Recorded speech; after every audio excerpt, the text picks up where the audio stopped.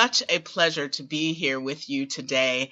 My name is Dr. Rachel Talton, and it is just an amazing, amazing conversation that we are about to have with our esteemed guests today. We have Dr. Chloe Lemelle from AT&T. She lives in Dallas. She's there at the headquarters and is doing some incredible work at AT&T. We also have Dr. Joy Dettorre there at IBM. She is in Florida, an incredible leader, and is also doing work around trust and psychological safety. My doctorate is also in management, and I am one of the top 5 practitioners in the area of trust and psychological safety. So you are about to hear some incredible things. And then we have an incredible leader, Nathan Pierce, who is going to bring us home, who is going to bring all of this together and really talk about this important notion.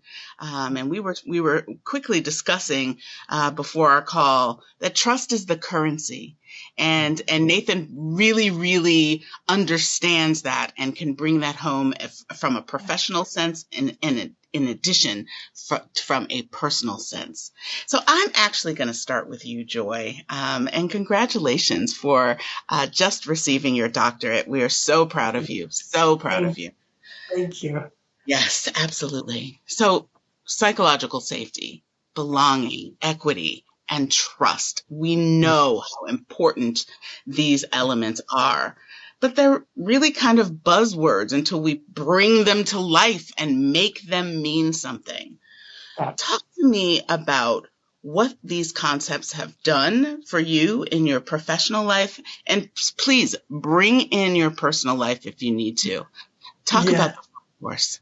Yeah. Dr. Rachel, first of all, thank you for the question. And I really like that we combined equity, inclusion, and trust all together. And there's really a lot to unpack there. But all of those terms, like you said, they're buzzwords, but each one of them by themselves brings something really unique into the workplace. So I'm going to unpack each of them a little bit. So first of all, I think it's safe to say that everyone on this panel and hopefully everyone that's listening, we all seek some sense of belonging at work. Like we all want to show up every day and feel like we just arrived at a place that feels safe and it's welcoming and it's inclusive. And there's also, as you know, research out there that says, creating a sense of belonging is actually an essential social need. So every one of us, whether we want to admit it or not, and this is the paradigm, creating a sense of belonging is something that happens in degrees. It's something that happens on a continuum. And this is what makes it really tricky, right? Because your need for belonging, Nathan's need for belonging, Chloe's need for belonging, it may change based on our situation, based on our circumstances, and maybe even where we are in our life situation. Because our needs for inclusion, belonging, and psychological safety are different, I think it makes it really tricky for our organizations to kind of lead us on a personal level, but it doesn't mean that it shouldn't be done. I think one of the problems most people experience around trust, inclusion, and a sense of belonging is that companies actually look at these things and they say, oh, you're talking about feelings. That must be a soft topic, right? And Dr. Rachel, we even use them as feelings, right? We say, oh, I feel safe, or I feel included, or I feel this need to feel like I belong. And as a result, these things that we call feelings, they're not actually given the gravity or the importance that they actually deserve, right? However, these things that people feel, and this is what people don't always realize, those feelings don't originate in your heart. Those feelings actually originate in your brain, right? That's right. The thing that's really important in the conversation is, and we've talked about this, how important bringing science and evidence is into a conversation, especially when we're talking about a business topic. So I don't want anybody to take my word for it. I want us to rely on the science and I want us to rely on the evidence. And I actually want to quote something that's happening within an organization that through their research, they're actually trying to make organizations feel more human.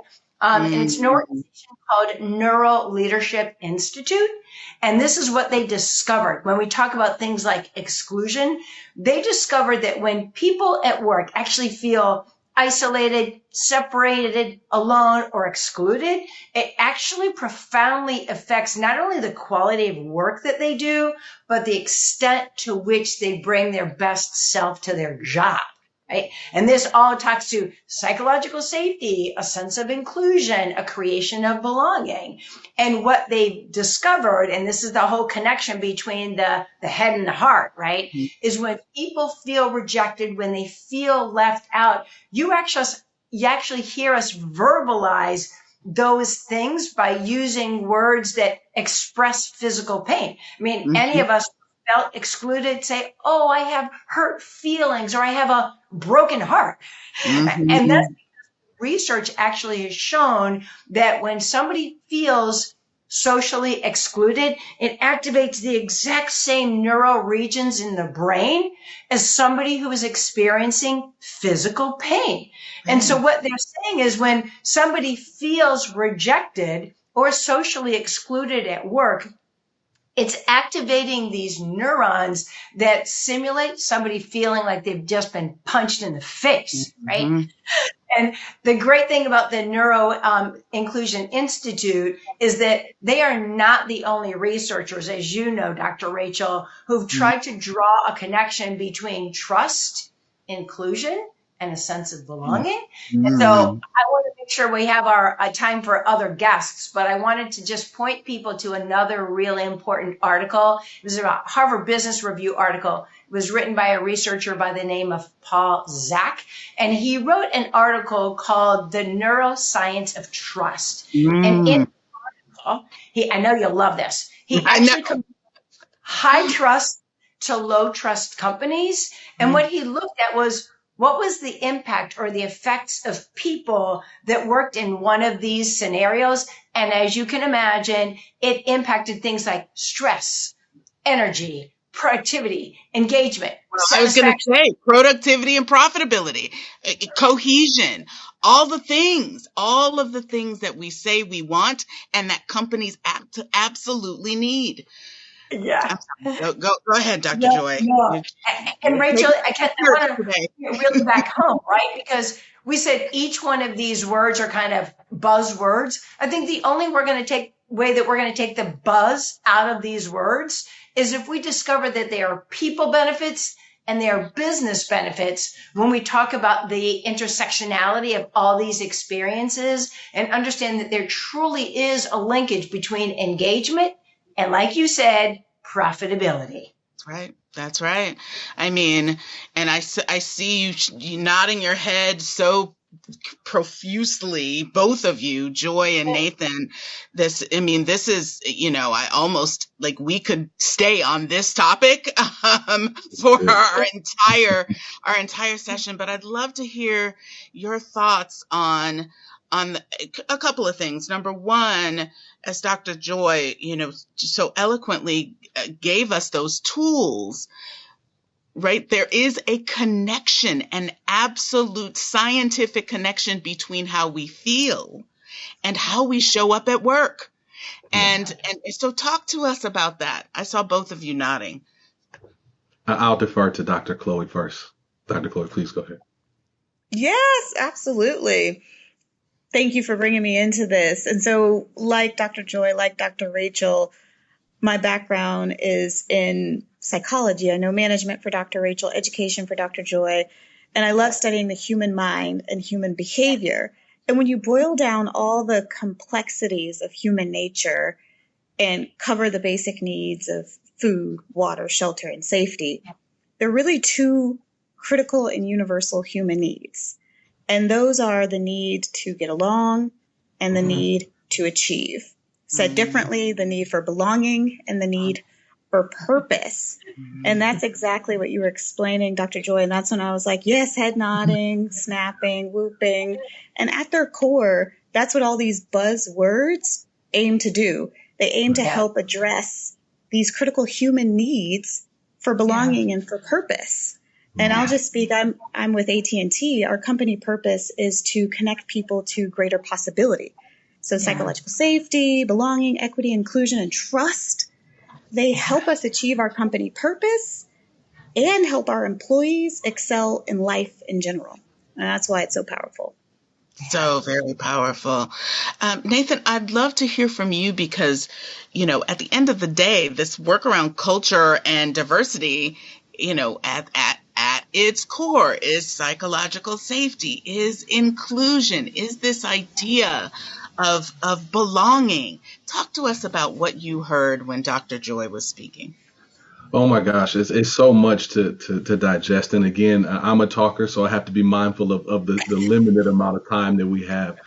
So I'll just say one thing, and that's that I feel like all of these buzzwords have one thing particularly in common that they relate to, and that's culture, right? And that is not only a professional culture, but it is a personal culture. Ultimately, we all do better when we are in an environment, where we feel understood, where we feel, seen, and where we feel, included. And ultimately, when you have a good foundational culture, everything else, can build off of that as a foundation. So without being too long-winded, because I know we're pressed for time, I would say that the tie-in to all of them is culture and the very heartbeat, if you will, of not only us as people, but definitely when you're speaking about companies and things like that as well. So I love that. Part of me wants to ask you another question about who owns the culture and how we can continue to drive positive culture. But that's another retreat. That's another conversation, and we'll just promise to come back. Nathan, I want to talk to you a little bit about the financial side of this. Okay. Organizations, because you work in diversity, equity, inclusion, and belonging, because you, as certainly one of the leaders that owns the culture for your organization and your clients, we 2024 is a totally different year than 2021. As it relates to the work, the energy around it, the financial resources, all of these pieces. Talk to us about, number one, where your company is. Is it standing strong in the areas of diversity, equity, inclusion, and belonging? Where trust and mistrust, distrust sit there? And what are you looking forward to as we move toward 2025, thinking about all of the changes that we have faced around diversity, equity, inclusion, and belonging? Wow. Phenomenal questions. Well, I'll do my best. I know you're amazing.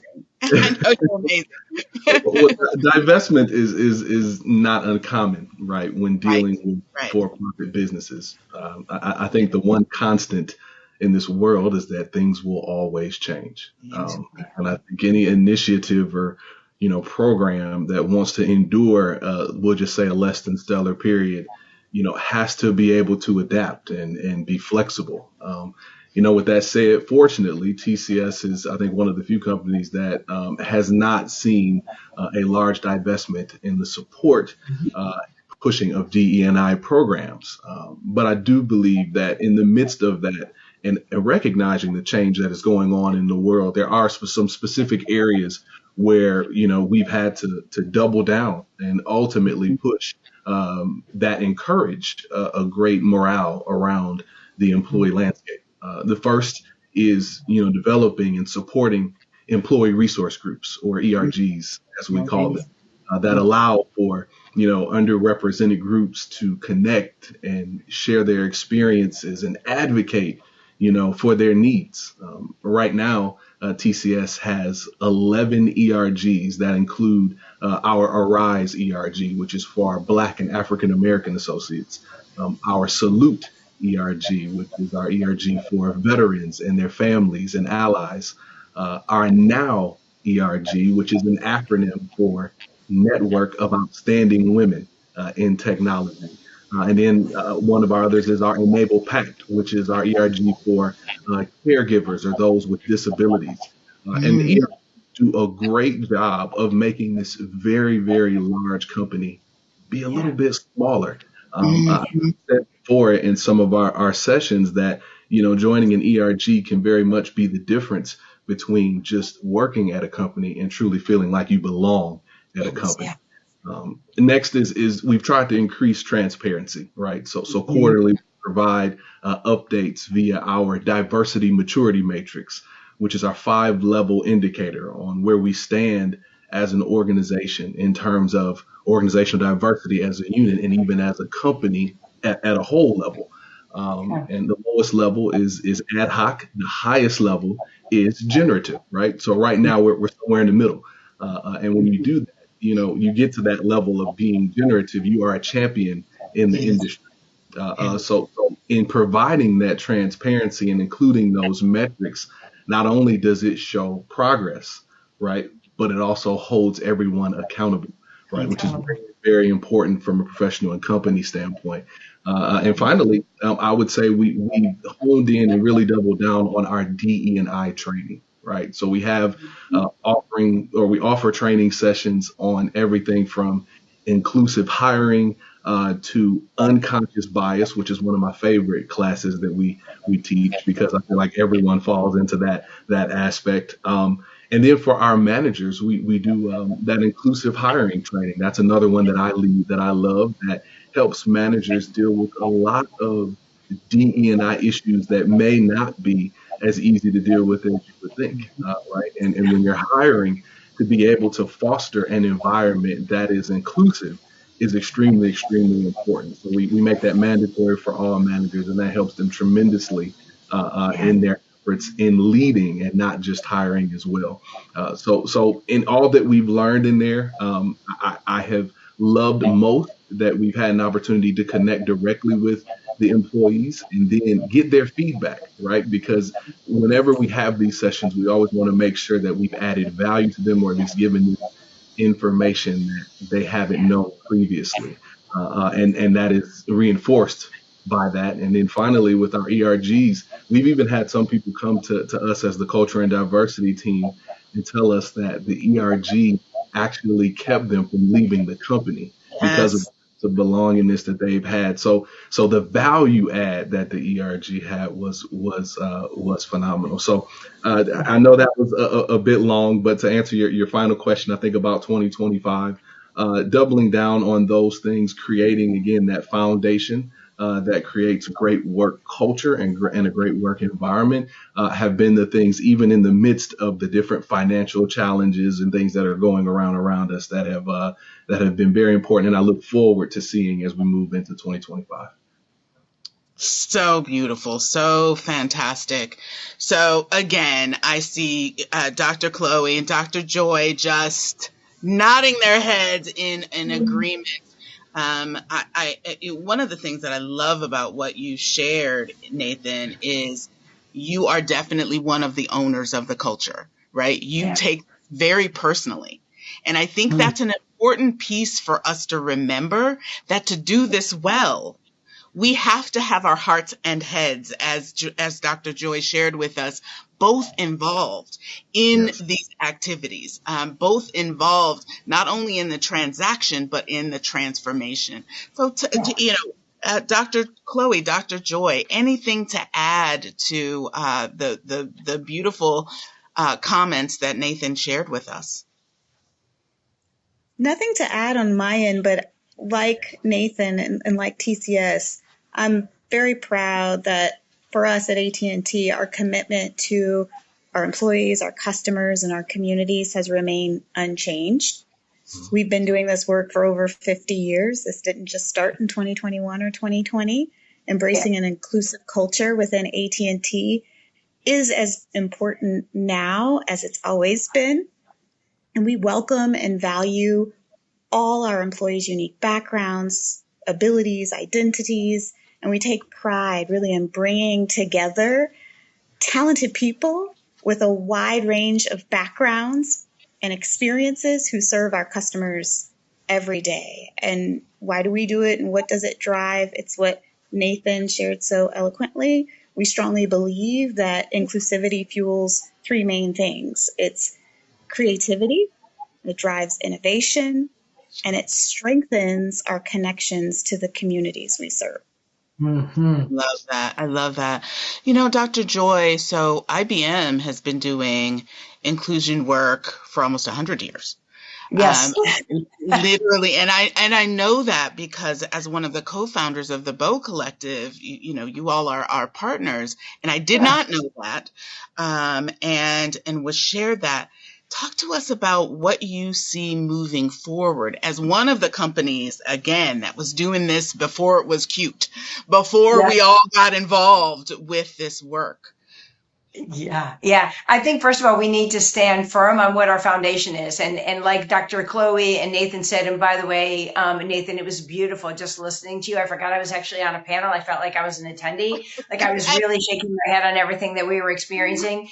You cannot abandon your roots, right? I think one thing that's really unique about all three companies that you have here is just its staunch support and commitment to its people. And I think that it's more than just a job. It is a passion. This is a way that we show up at work every day. And I think number one, we need to stay really focused on our core values. We are not backing down as well. Our commitment to all of our employees remains the same.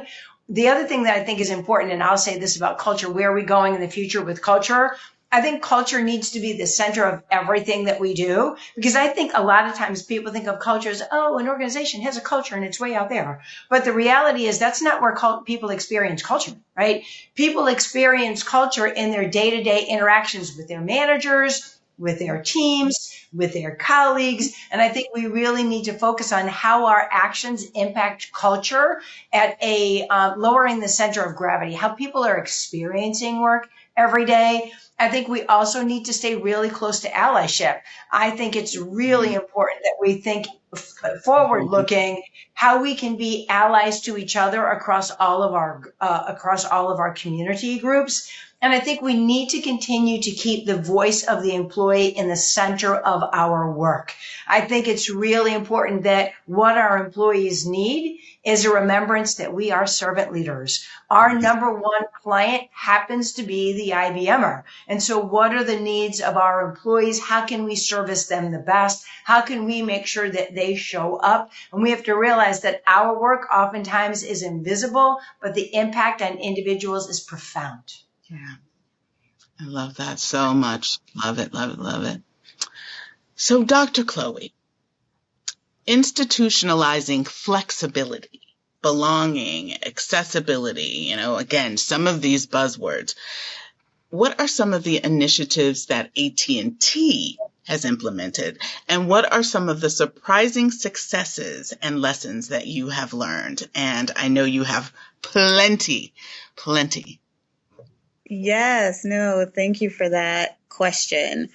And like Dr. Joy just said, our employees are really at the center of everything we do and who we serve in our work. And there are plenty of examples, a laundry list that I could talk about, but I really want to talk about some of the benefits that we provide to our employees that really help them achieve flexibility, belonging, and accessibility. So 3 that I'll highlight of many. One is caregiver leave. So in addition to paid holidays, paid time off, parental leave, bereavement leave, sick leave, AT&T also offers employees caregiver leave. And I love this so much. It's up to 15 days. Yes, up to 15 days a year for management employees to care for sick family members and or loved ones. So that's one I'm really proud of. Another one are benefits to grow your family. I know we're here with the Women's Business Collaborative. I know there are men and women in the audience, but growing your family, having adoption, surrogacy, cryopreservation, reimbursement services. We have fertility assistance. There's maternity support. There are doula services. There's breast milk transportation services. There are parenthood preparation services. The list goes on and on. So that's another thing that I'm so proud about, having an expanded family myself. And then last but certainly not least, there's a concept called My Community Day that we offer. We strongly believe in giving back to the communities we serve.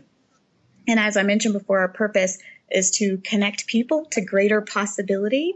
And we know that millions of Americans remain unconnected. They don't have access to internet. and we want to do our part to bridge this digital divide.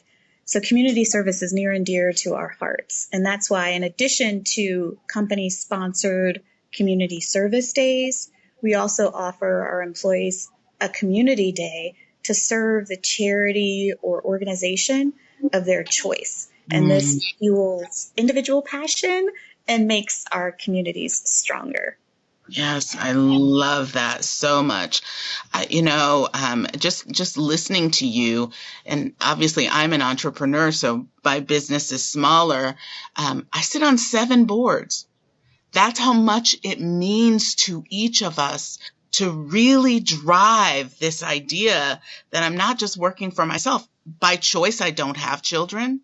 So my legacy is really about making sure that children have education, that financial resources. So I love this idea that you're working on helping people to build a family if they want to. If they don't want to, don't choose to, or can't, that they are investing in their communities. That's so, so fantastic. I'd love to hear what TCS is doing. I know y'all, with 11 ERGs and you at the helm, I'm sure you're doing some incredible things that you're proud of. Talk to us about 1 or 2 of them that you're proud of, Nathan. Sure. In the interest of time, I'll just say one of my favorites is we have this thing called an annual pulse survey, right? Which is a feedback mechanisms that we do to all employees. It is mandatory. It is pushed out by HR that just bottom line asks, how are we doing? And it is set up so that it can be anonymous if you would like for it to be, in the hopes that we get the truthful feedback that we need. And from that, right, it goes back to what I mentioned earlier about the accountability. It allows us to go into discussions with diverse groups and gather insights and, understand what some of the needs are that may be being missed unintentionally, right, by the company. And we've seen, again, phenomenal, feedback post some of those pulse surveys. And it has allowed us to have that measurable goal of saying, okay, this was on there last year. As a direct result, we did this. And that's been tremendous, not only for increasing morale, but just creating a good environment for the employees. So that's probably one of my favorites. Yeah, and I can certainly see why. Just one quick question, because I always encourage my clients to ensure, if you're going to do research, if you're going to ask them questions, give them the feedback. So as you talk about transparency, making sure you say, we heard you and this is what we're doing. And that's the way that morale is increased, and that people feel seen and heard throughout your process. Fantastic. Joy, tell us some incredible work that you are doing around inclusion.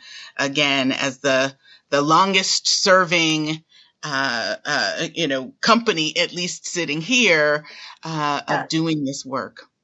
Yeah, I think one thing that I'm really proud of is the way that we are organized as a company. I think that diversity, equity, and inclusion happens to be the very center of our strategy. And one thing that we've done is we've set up diversity and inclusion councils for each one of our groups. And a senior leader that reports directly to our CEO is as the chair for every one of those D&I leadership councils. For each one of the D&I leadership councils, every year they put a new set of strategic priorities together, and they literally do this in collaboration. I heard Dr. Chloe and Nathan also mention the importance of employee groups. At IBM, we call them business resource groups. And we have more than 220 of them worldwide. They span more than 52 countries. And we know conservatively, we know that we touch about 32,000 people. And that's only because we want to be really careful about protecting people's privacy. And the reality is we engage those business resource groups. So when those D&I leadership councils annually sit back as a senior leadership team with the diversity and inclusion team, they say, what do our employees need? We don't guess. We include them in the process, right? So they are part of setting up strategic priorities across each one of our councils. Talk about accountability. on a regular basis, whether that's monthly or bi-monthly. These councils get together and they talk about, well, what was the commitment that I made? And how was I measuring success? And how am I doing in accomplishing that goal? The other thing that we do that I'm really proud of is we bring these councils together to share best practices, lessons learned, and find out, rather than stay in my own silo, what is it that I'm doing that I can share with these other councils so that all of our community groups really benefit. So I think that's something that I'm really proud of, is the work that is achieved in collaboration with our employees outside of the Office of Diversity and Inclusion that really makes a difference. Because when we talk about accountability and who owns the culture, we do. We all do. Everybody, right? Everybody. Yeah, absolutely, absolutely. Well, it looks like we have about 5 minutes left, and I really, I think it's important for us to give our listeners, and we've had almost 100 people, come through here. I'd love to give our listeners a call to action around trust, around psychological safety. What is one of them? Well, actually, since we have 5 minutes, I'll give each of you the sort of 2.5 minutes. Talk to us about, 2 to 3 of the most powerful things that you think, that not only people will hear with their ears, but transform the way they think and transform the way they behave. Right? So I would love to. Oh, I love that reaction. All right. So we'll start with Dr. Chloe. Talk to us about what are the tools, give us your 2 best tools and resources.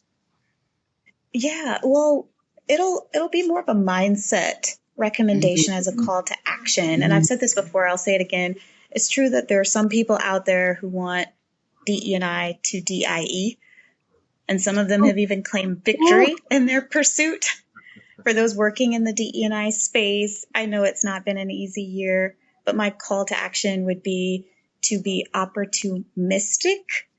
No, that's not a real word, but I combine opportunistic and optimistic. And then there are 2 quotes that I'll quickly share. So Albert Einstein, he said that in the middle of difficulty lies opportunity. And Maya Angelou said, if you don't like something, change it.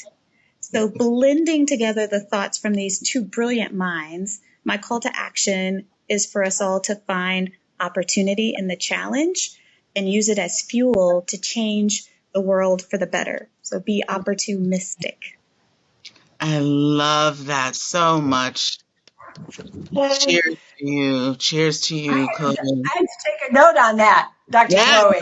I actually, I'm like, who's recording this? I have to remember Einstein and Maya Angelou. You just can't go wrong. You just opportunistic. Now, in terms of attribution, do we attribute that to you, Dr. Chloe?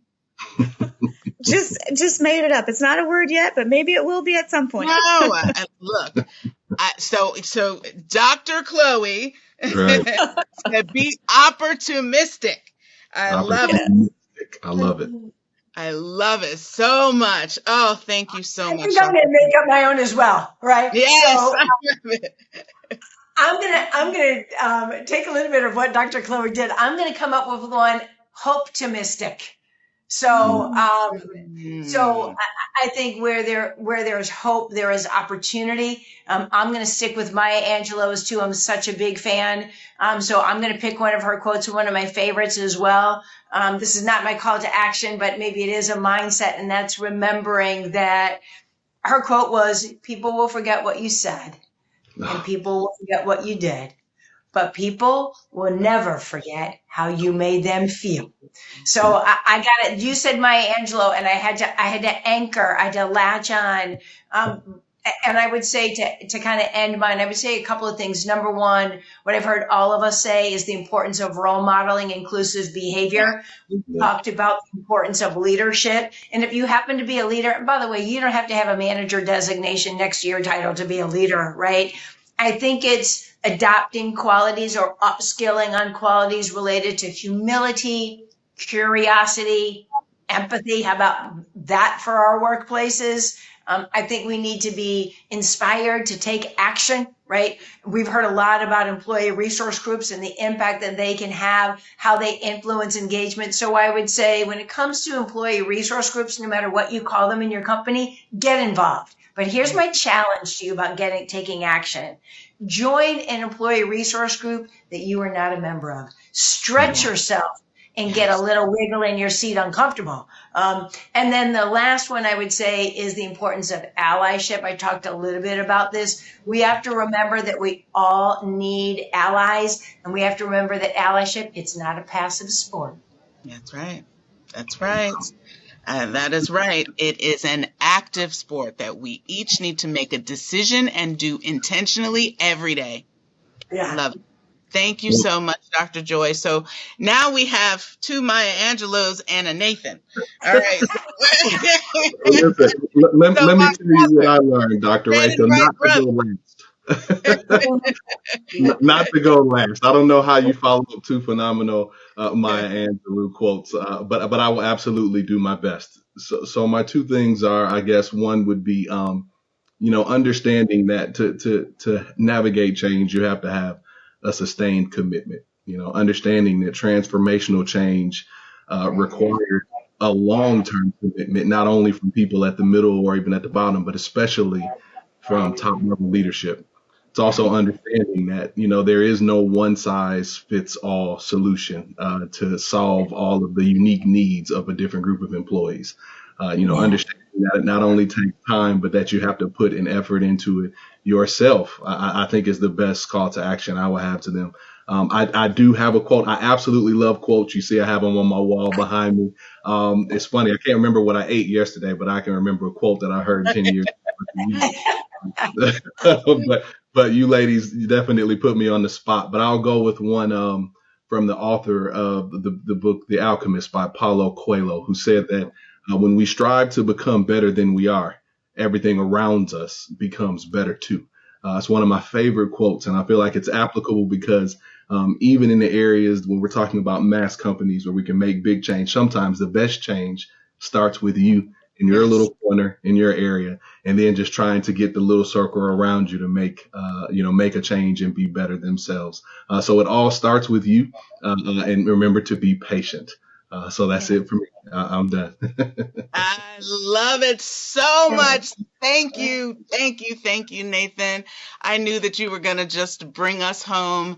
This has been so wonderful. So would you mind if I provided a call to action as well? Please, Dr. Rachel. Exclamation point. Go on today's session. So I'm actually going to, I wasn't going to provide a call to action, but Nathan said something so powerful that I'll share too. And I won't give a quote because y'all have just given amazing quotes. So Nathan, you said it starts with you. Yes. And so I call this work my God job. I call this work my God job. So my call to action for each of you, and this is not about religion. Whatever you deem to be a higher calling than yourself, that you wake up every day grateful and excited and energized to do the work that provides a positive change and a positive contribution for our world. That's number one. And that's just, again, a thread from Nathan's beautiful comment that it starts with us. And then I'll also share just 4 core differentiators. I just wrote a book with several colleagues called The Sixth Level. And it's a women's psychology book. And I'll just kind of share those 4 core differentiators that women specifically, but not only, if we look at these 4 core differentiators, my husband has more of them than I do sometimes. So it's not only women that bring them to the marketplace. Mutuality, right? That I care about what happens to me, but I also care about what happens to you. That's number one. Ingenuity. How do we co-create and innovate better together than we do apart, right? The third is justness. Justness is what I'm doing, thinking, and how I'm acting and behaving. Is it fair? Is it fair not only to me, but to everyone around me? And then finally, intrinsic motivation. Intrinsic motivation. That my motivation comes from inside of me. And so I would ask you to think about, as you go about your day and you go about your life, think about those 4 core differentiators and take them with you along with everything that has been so beautifully stated today. Wow. Wow. What an incredible, incredible discussion. What an incredible discussion. Nobody has kicked us off yet, so I will ask for one word from each of you. One word from each of you. Okay. I'm going to go with opportunistic again. Opportunistic. I love it. I'll say. I'm going to go. No, you, Dr. Joy, you go ahead. You go ahead. I was just going to say passion. Yeah. Gosh, I can't go last. When is the next time I'm not going to say you can go. So I'll just say. I'll go. And then you don't want to go last, or you do? Not anymore, because y'all are picking all the good ones. Passion was what I was going to go with, but that's okay. That's okay. Passionate. It's okay. It's okay. Go ahead, Dr. Rachel. I was just going to say intentional. Yeah. Be intentional. Intentional about everything that you do. We cannot let life just pass us by. We are not bystanders. No. We have been given so many gifts. Be intentional. Yeah, that's it. You know, when we started this conversation, we were talking about trust and psychological safety being the currency that fuels all of our transactions and our transformational relationships. This has been so powerful.